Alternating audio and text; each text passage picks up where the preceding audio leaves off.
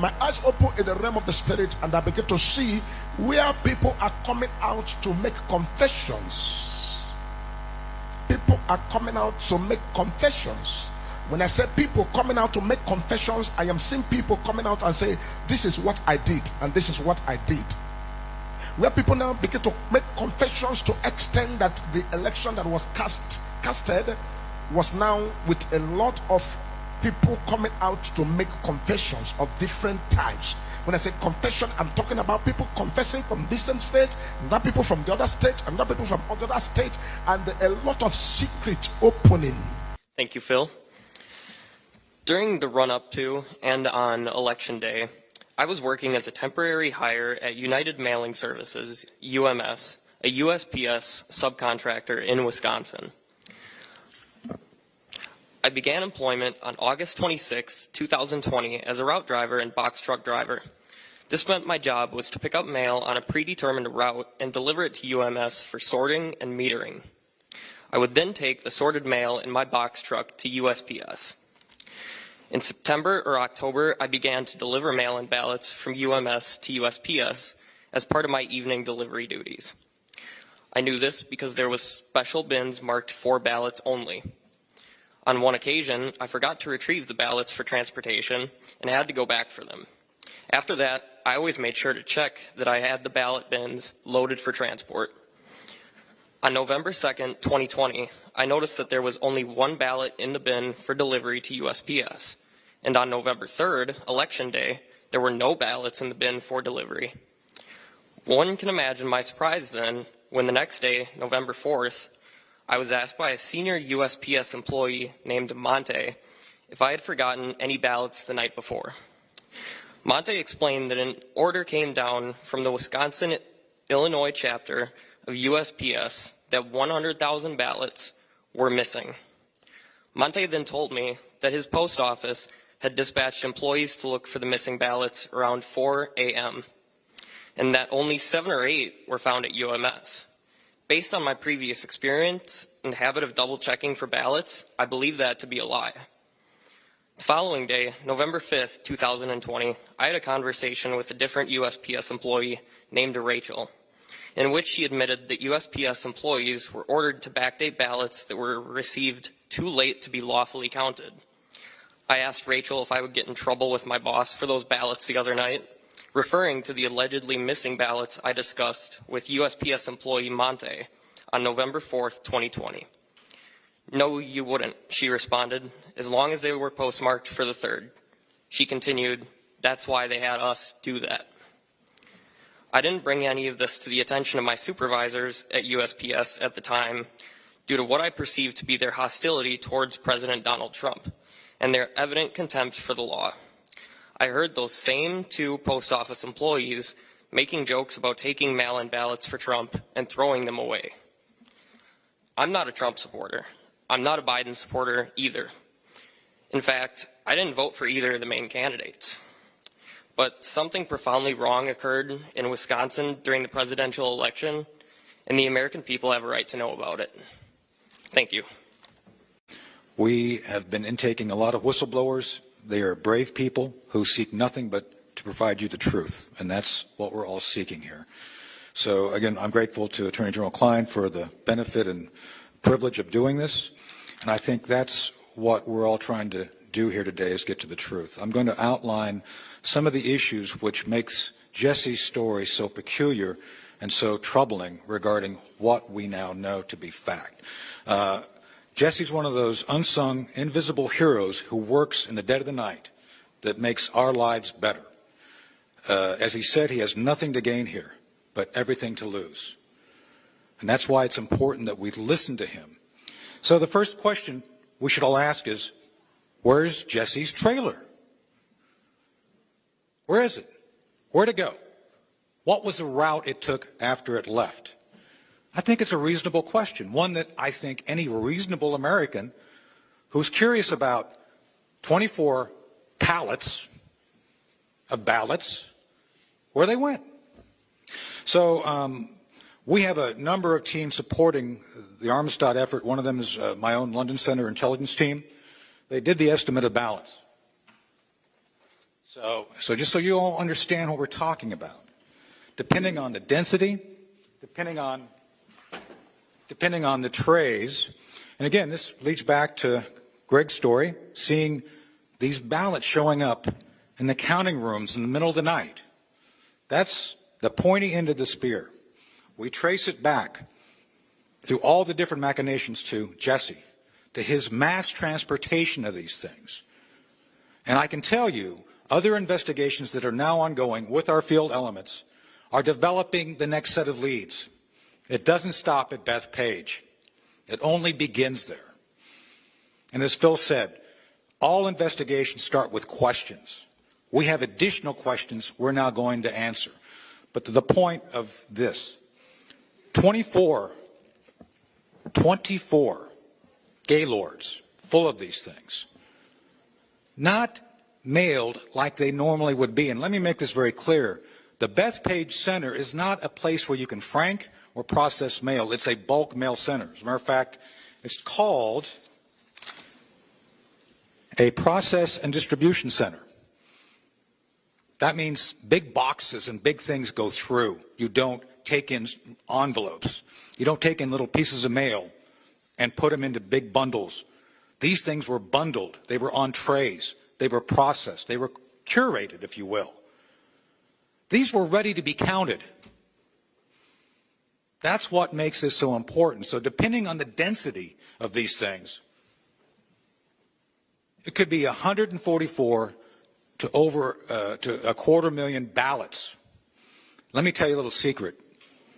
Part of our developing investigation indicates that Jesse wasn't alone.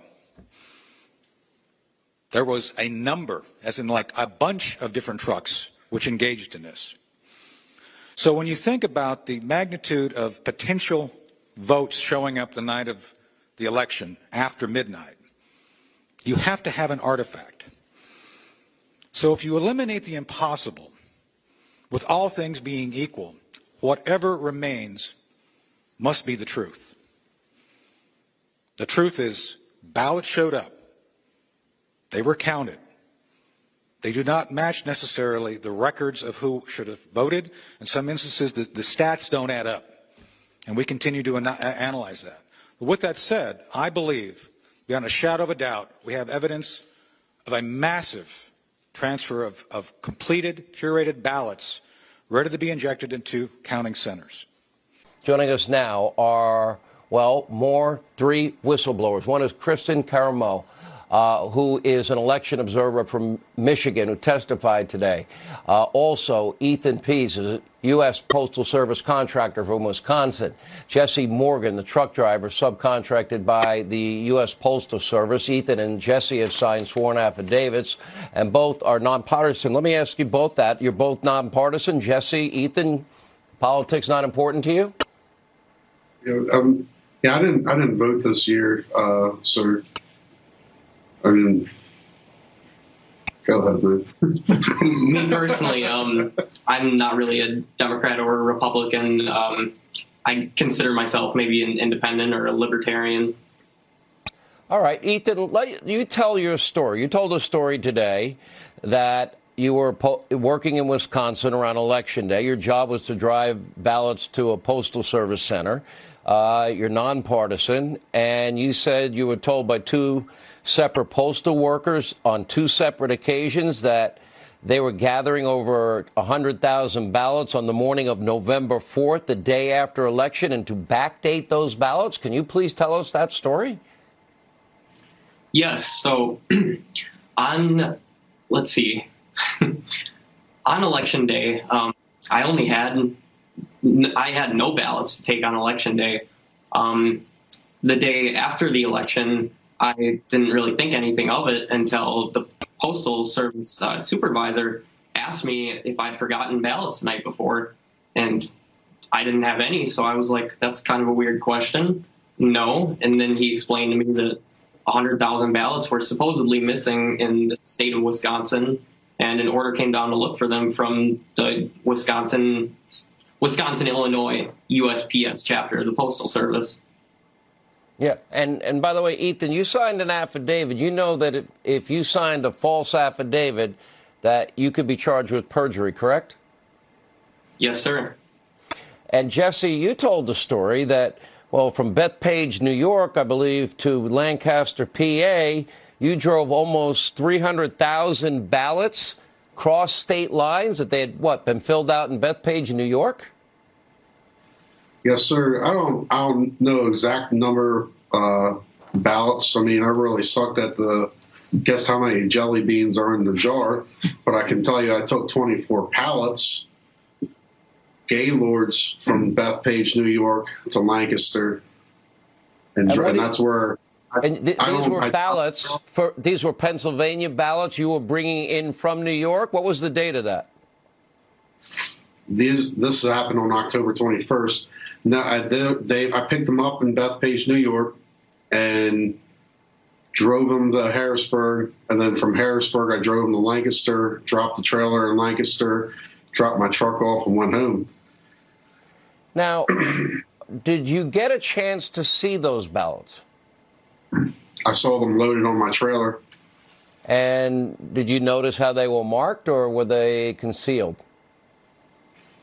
I saw that, like, the top corners, addresses on them was filled out.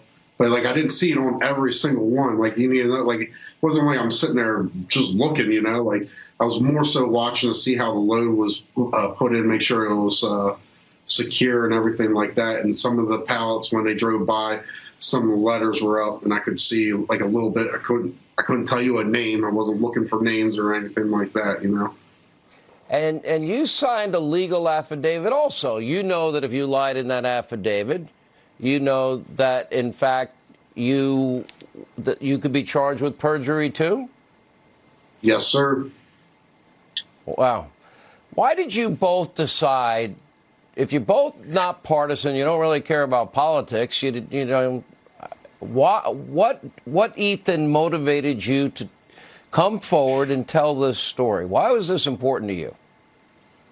Well, being that I'm pretty young, I'm only 20 years old, this is clearly probably the most important election of my lifetime.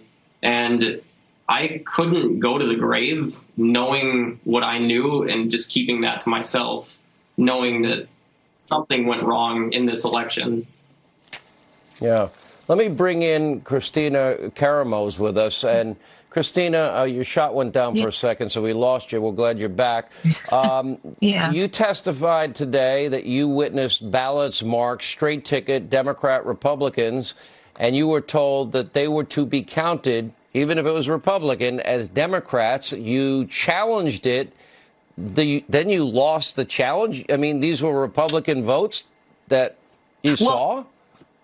Well, what happened is at the adjudication table, a ballot came up, and it was straight party. The person had voted for straight party Democrat and straight party Republican. And the important part is they were filled in circles.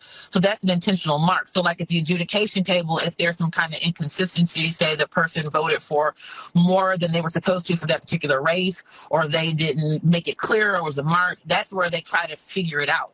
Well, with the filled in circle, that's an intentional mark. The person didn't make any other votes for, say, judges, proposals, nothing else. And the poll worker just was like, I'm going to give it to the Democrats. And so I'm like, no, that ballot is to be tossed out. And this person had previously given a vote to Joe Biden, where a voter had voted for Joe Biden and the Green Party candidate for president, and she had given it to Joe Biden. So that's what heightened my attention. And so then after that, I went to go get her supervisor, and her supervisor defers to her and asked the girl, well, what do you think? And I'm like, I'm discussing, like, what does she think? It doesn't matter. The ballot's to be tossed out. And so I go get the guy who was overseeing the 10 p.m. to 5 a.m. absentee counting process, and he does the exact same thing and asked the girl, what does she think? And so I just simply asked the question. I said, well, why not give it to the Republican over the Democrat? And he begins to scream at me and tells her to push it through. Me and him have this big argument, and I'm like, no, I want to challenge this battle. He's like, you can do what you want. He was extremely nasty, extremely rude, and he just committed open fraud in my face and told her to push the ballot through, which she gave an illegal vote to Joe Biden. And people try to say, well, this is just one incident. No, it's a bunch of incidences, and why do our stories match? We had no way of coordinating these mass stories that all add up. But the Democrats had plenty of time to coordinate coordinate their story. So it doesn't make sense that all of our stories are telling the same type of situations where we witness massive fraud, fake birthdays being given to people and these hand-keying in voters. I mean, why are these voters not on the voter rolls? It just doesn't make sense. Ballots being dropped off in the middle of the night, thousands of them. I mean, it was awful. You're telling your story. You signed an affidavit also, like Ethan and Jesse, under the threat of perjury, right? You know that's a legal document. Absolutely. Absolutely. Why was this important to you, Christina? Because I would assume this is kind of not your average day to be a public figure. Yeah, the thing about it, Sean, is yes, I'm a Republican, but this is beyond Republicans and Democrats. This is about our republic being protected. If we don't have confidence in our elections, we don't have a nation. We give our consent to be governed by those in office, not in power, but in office, to make decisions on our behalf. But if we don't pick the people that are making the decisions on our behalf, then we have a rogue government doing whatever they want to do. That is completely unacceptable. And the way the media won't even take the time to investigate our claims, they just roundly dismissed us. I mean, what kind of journalism that's not even talk to us, not to see what we said? I mean, it's disgusting that a lot of our officials don't want to hear us. We are the citizen. They work for us. Our tax dollars pay them. We tell them what we want, and they are to listen to us. And when you have hundreds and hundreds of people telling you we witness fraud, to not even bother to want to hear us, and this is, I mean, we're talking almost a month ago. This should have been talked about as soon as we started complaining, because many of us started filing our affidavits right away. So I'm just really upset about this whole situation. I want to thank you all for telling your story. I know this is probably not easy for any of you, and it's amazing how one whistleblower, every Democrat and everybody in the media wanted to believe and said was courageous. Now they don't want to hear from anybody else because of politics. That's sad. Thank you all, Christina, Ethan, and Jesse. But this secret that is opening, my prayer for the country of the United States of America is that this secret will not betray them to their enemies. But this secret that is opening should be a way to make them stronger and a way to get the best and get the right thing done. And in the realm of the spirit, as the Lord opened my eyes and I began to ask questions, and the Lord said, the reason why I am taking you as my servant to go there and prophesy things is for the world to know that everything going on in the realm of the spirit, that I am aware of it all. And I want to speak as the creator of heaven, using a mortal body, using a flesh, using a human being to prophesy what is already going on and is happening. And I look at the people that contested, and I see where everybody now says, okay, what do we do? How do we move on? And I see where people now, one by one, people now begin to come out. A lot of secret opening. This one open, confession. This one open, confession. Open confession all over the place.